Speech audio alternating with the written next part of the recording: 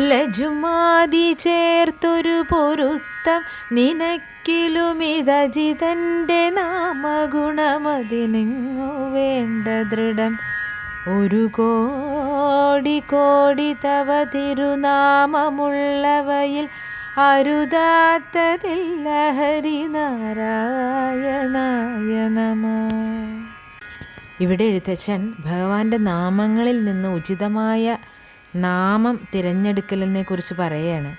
ലുച്മ, ഭഗവാന്റെ നാമങ്ങളിൽ നിന്ന് ഉചിതമായിട്ട് തിരഞ്ഞെടുക്കുന്നതിന് സംയോജനവും പൊരുത്തവും ഒന്നും ശക്തമായിട്ട് ആവശ്യമില്ല എന്ന് പറയുകയാണ്.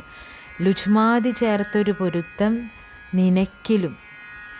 കോടിക്കണക്കിന് ദിവ്യനാമങ്ങളിലെ ഒരു നാമം പോലും താഴ്ന്നതല്ല. എല്ലാ അജ്ഞതകളുടെയും നിവാരണമാണ് ഓരോ നാമവും.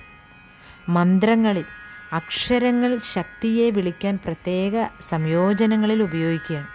പക്ഷേ ഒരു സാധാരണ മനുഷ്യനെ അത്തരം മന്ത്രങ്ങളുടെ അർത്ഥം, ഉച്ചാരണ രീതി, പാരായണത്തിൽ പിന്തുടരേണ്ട രീതികൾ എന്നിവ മനസ്സിലാക്കേണ്ട കാര്യം വലിയ ബുദ്ധിമുട്ടായിരിക്കും. അതുകൊണ്ട് തന്നെ അത് മനസ്സിലാക്കേണ്ട കാര്യമില്ല.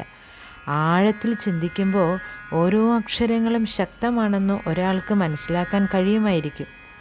എന്നാൽ പാരായണത്തിനായി അതിൻ്റെ ഒന്നും ആവശ്യമില്ല. ദിവ്യനാമങ്ങൾ എന്ത് തന്നെയായാലും അതെല്ലാം ശക്തിയുള്ളതാണ്.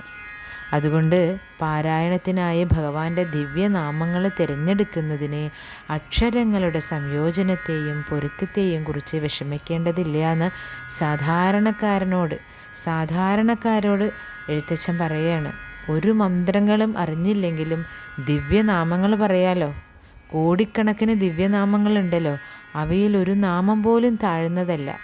ദിവ്യനാമങ്ങളിലെ ഓരോ അക്ഷരങ്ങളുടെയും ശക്തി മനസ്സിലാക്കാൻ സഹായിക്കുന്നതിന് വേണ്ടി സർവവ്യാപിയായ ഭഗവാനെ അങ്ങയെ വണങ്ങുന്നു.